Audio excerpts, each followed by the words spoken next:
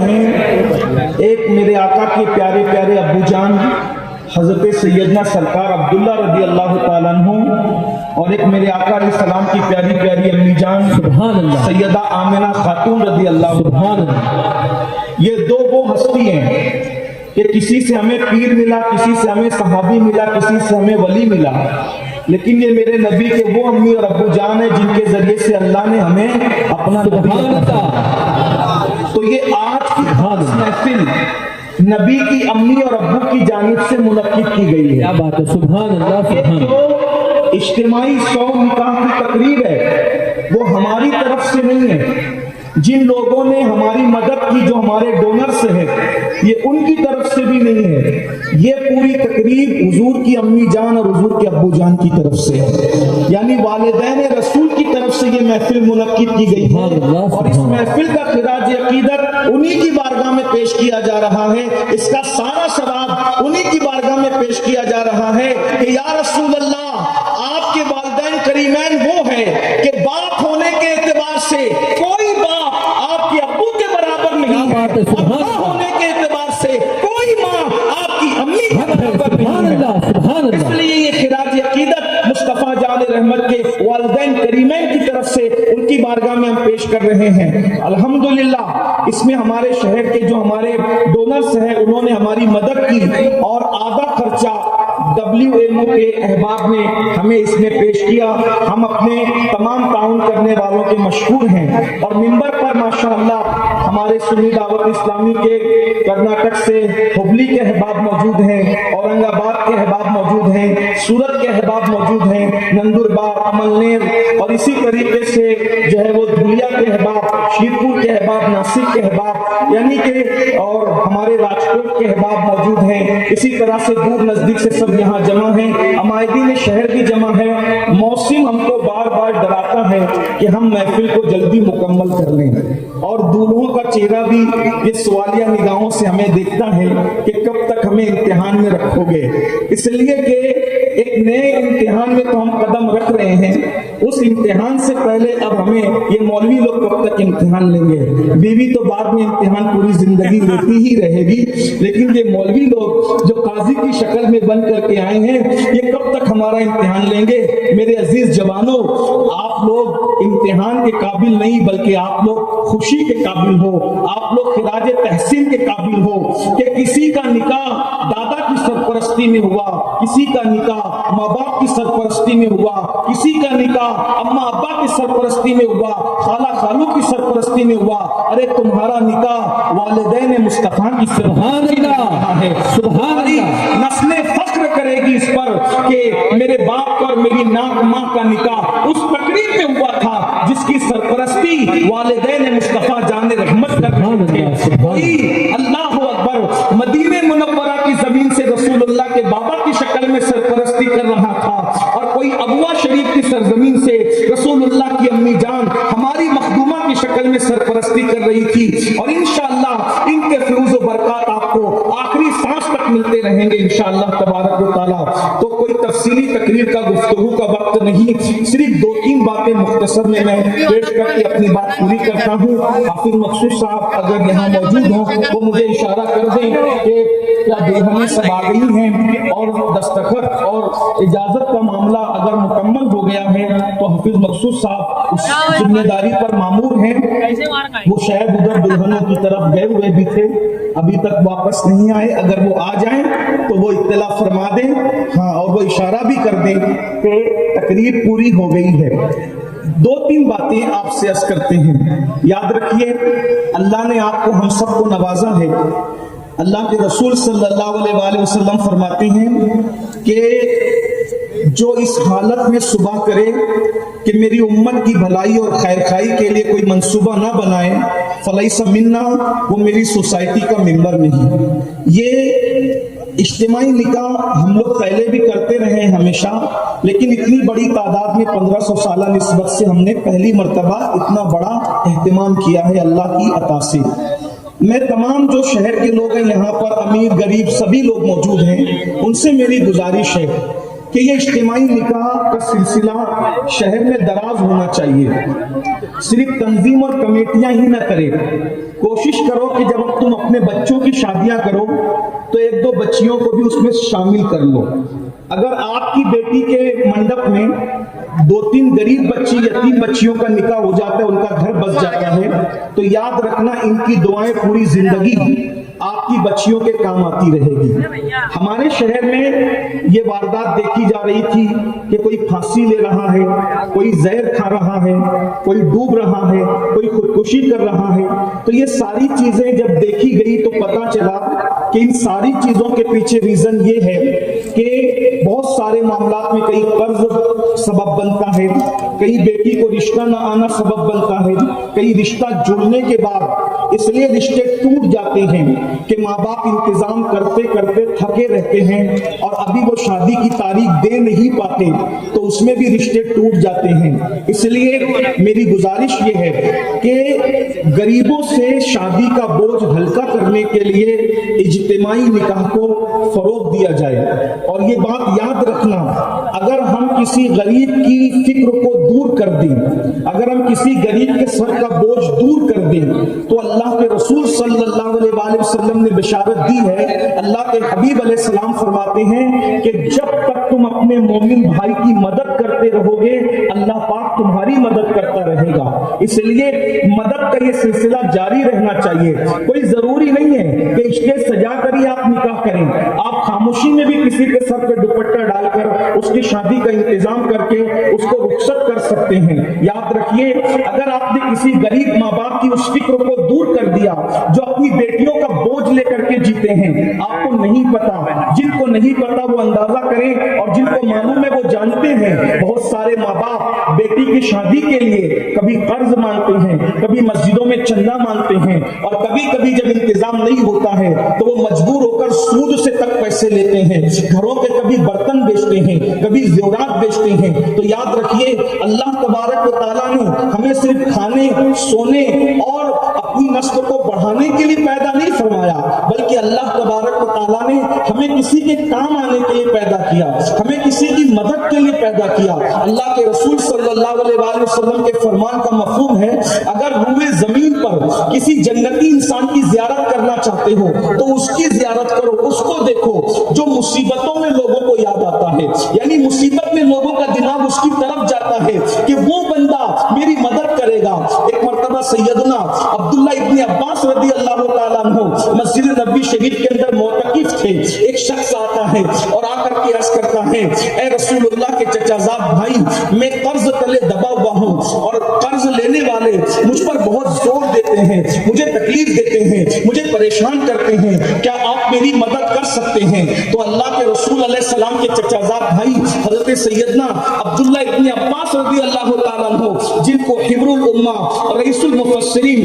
سید المفسرین کا لقب عطا کیا گیا ہے، وہ اعتکاف سے اٹھتے ہیں اور اٹھنے کے بعد اپنی جوتیاں اٹھاتے ہیں اور مسجد کے باہر کی طرف چلنے لگتے ہیں۔ جیسے ہی آپ مسجد کے باہر جانے کے لیے جوتیاں ہاتھ میں لیتے ہیں، کوئی بندہ کہتا ہے، اے رسول اللہ کے چچا زاد، اے ابن عباس، آپ کو یاد نہیں کہ آپ اعتکاف میں ہو، اس وقت آپ معتکف ہے، اور اعتکاف والے کو مسجد کے باہر جانے کی شرعاً اجازت نہیں ہے۔ اگر وہ مسجد کے باہر جائے گا تو اس کا اعتکاف ٹوٹ جائے گا۔ تو حضرت ابن عباس فرماتے ہیں، یہ مسئلہ مجھے بھی پتا ہے اور مجھے یاد بھی ہے کہ میں معتکف ہوں، لیکن کیا تو یہ بھول گیا؟ اللہ کے رسول علیہ السلام کا فرمان ہے کہ جب کوئی کسی غریب کی، کسی مفلس کی، کسی ضرورت مند کی مدد کرنے کے لیے چلتا ہے تو ہر قدم کے بدلے اللہ تبارک و تعالیٰ اس کو کئی مہینوں سے زیادہ مسجد نبوی میں اعتکاف کرنے کا ثواب عطا فرماتا ہے۔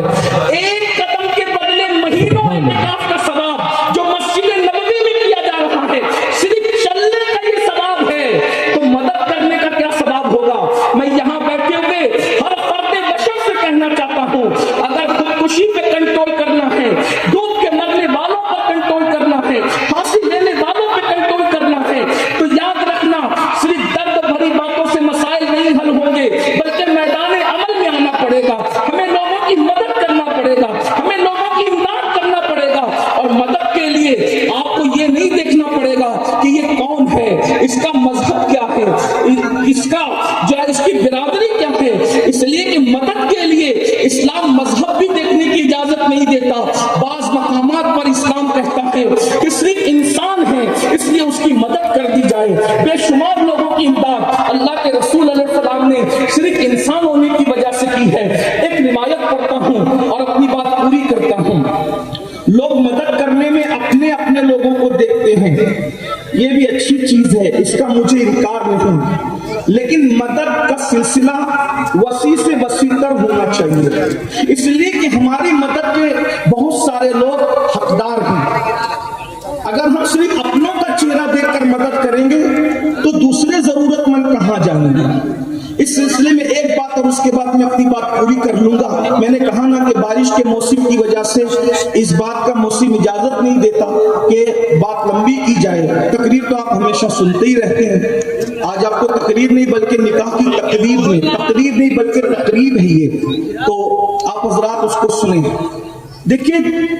جس کے سینے میں امت کے لیے، اللہ کے رسول کی امت کے لیے درد اور محبت ہے،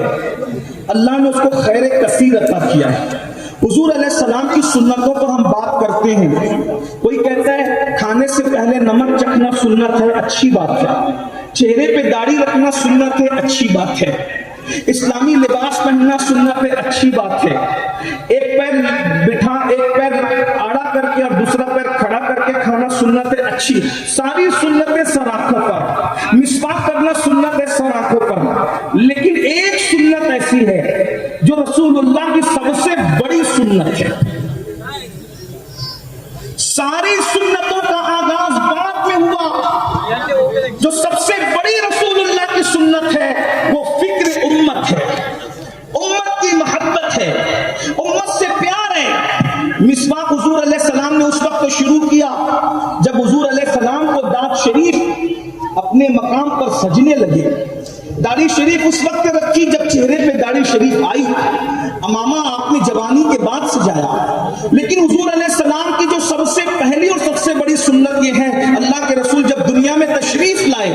تو اس وقت آپ کی پیاری پیاری امی جان فرماتی ہیں کہ انہوں نے اپنا سر زمین پہ رکھ کے کہا رب حبلی امتی، رب حبلی امتی. یعنی اللہ کے رسول علیہ السلام دنیا میں آئے تو بھی امتی امتی کہتے ہوئے آئے، اور دنیا سے ظاہری طور پہ تشریف لے گئے تو امتی امتی کہتے ہوئے تشریف لے گئے. یہ حضور کی امت کا خیال کرنا، خاص طور پہ وہ جن کے حالات بگڑے ہوئے ہیں، ان کا خیال کرنا کتنا قیمتی ہوتا ہے.